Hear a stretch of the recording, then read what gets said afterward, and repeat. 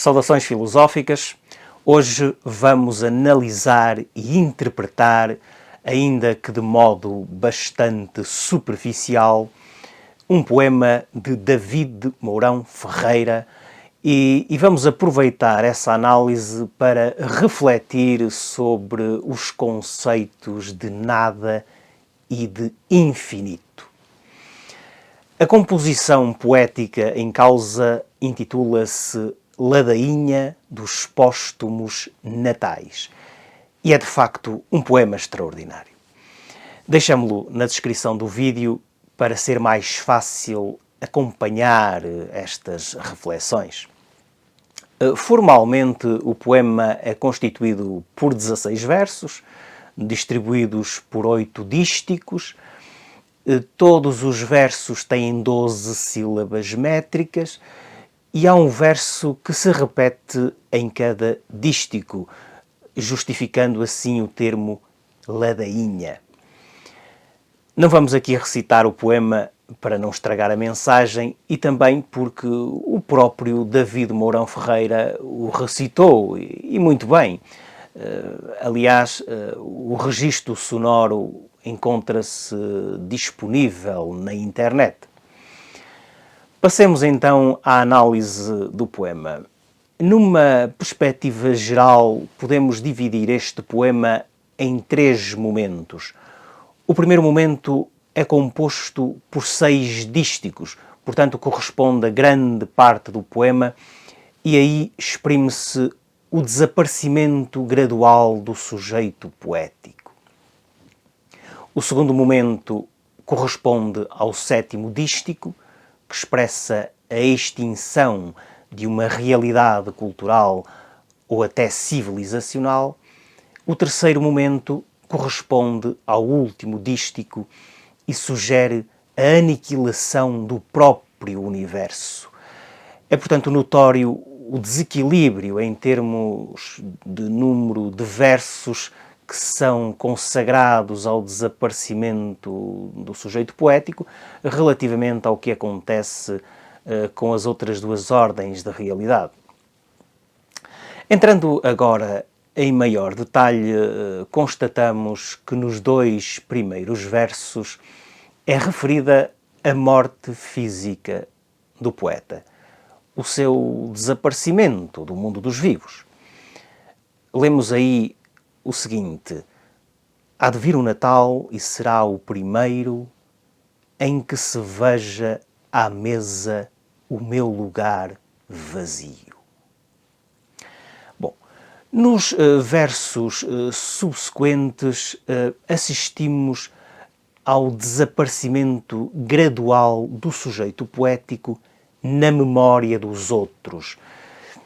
Isso é desde logo evidente no dístico seguinte, onde podemos ler isto: há de vir o Natal e será o primeiro em que hão de me lembrar de modo menos nítido. Chegará depois uma altura em que o eu poético já só será lembrado, quando muito, por uma única pessoa, talvez um pouco indeterminada. Pelo menos é isso que estes versos parecem sugerir. Há de vir o Natal e será o primeiro em que só uma voz me evoque a sós consigo. De seguida, o próximo dístico fala do apagamento de qualquer subjetividade que tenha feito parte do universo de interações do eu poético. Então podemos ler o seguinte: há de vir o Natal e será o primeiro em que não viva já ninguém meu conhecido. Claro que o facto de já não viverem aqueles que o eu poético um dia conheceu não anula a hipótese de ainda viverem aqueles que o conheceram, pessoalmente ou não, os que o leram ou simplesmente ouviram falar dele, como nós, ou alguns de nós, por exemplo. Mas o quinto dístico vai esvaziar de eficácia essa possibilidade, sugerindo o desaparecimento da própria obra do poeta, seja em virtude de alguma destruição objetiva, seja porque ela simplesmente deixará de ser lida. Escreve então o poeta: há de vir o Natal e será o primeiro em que nem vivo esteja um verso deste livro. A expressão "este livro" representa seguramente muito mais do que um simples objeto material e até certo ponto autorreferencial. Parece que é toda uma obra que se extingue, o que desce ao baú irremediável do esquecimento.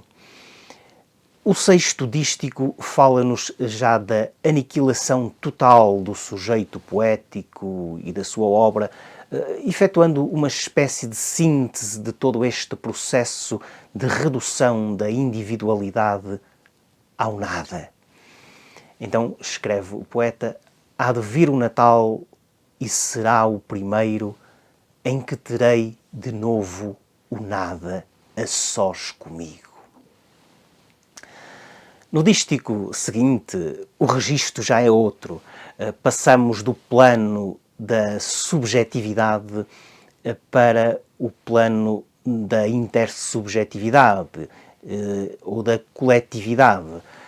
Lemos então que há de vir o Natal e será o primeiro em que nem o Natal terá qualquer sentido. Bom, podemos interpretar isto à letra e pensar apenas na diluição de um elemento cultural importante, ou seja, o Natal. Mas também é possível que tais versos queiram apontar para o desaparecimento de uma cultura e, em última instância, de toda uma civilização. Passando agora aos dois versos finais do poema, eles parecem sugerir uma extinção global, uma aniquilação do universo, aqui referido como a cor do infinito. Então esses versos dizem o seguinte: há de vir o Natal e será o primeiro em que o nada retome a cor do infinito. Resumindo os três momentos, desaparecimento, num primeiro momento, do sujeito ou do indivíduo, a extinção da cultura ou da própria civilização e, por fim, aniquilação da natureza como um todo, ou uma espécie de aniquilação cósmica. Regressemos agora ao último verso. Diz-se aí que o nada retomará a cor do infinito. Ora, se o nada vai retomar a cor do infinito, então é porque essa cor já esteve dentro do próprio nada, se é que o nada possui um lado de dentro, e agora essa cor regressa ao nada de onde veio. Aparentemente, o infinito não vai ser aniquilado, apenas a sua cor é que o será. De acordo com esta interpretação, essa cor simboliza ou representa o universo nas suas múltiplas manifestações. O nada e o infinito têm, desde logo, uma característica em comum.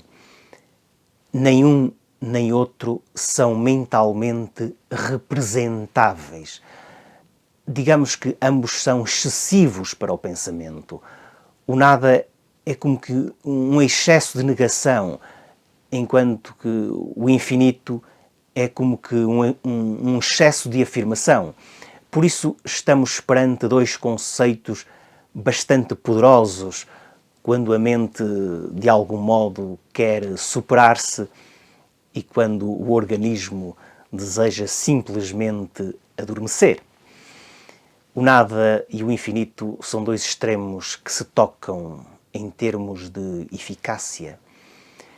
Numa obra intitulada A Gaia Ciência, Nietzsche perguntava: não andaremos errantes através de um nada infinito?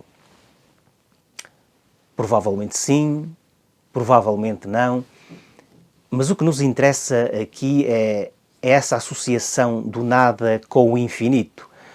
É possível que aquela ideia expressa no último verso do poema, segundo a qual o nada irá retomar a cor do infinito, seja apenas uma outra maneira de dizer que infinito e nada são apenas dois termos que designam, no fundo, a mesma coisa.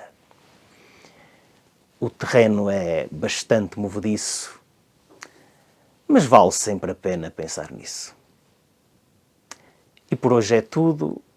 Ponham like, partilhem o vídeo, subscrevam o canal, coloquem também os vossos comentários e até à próxima.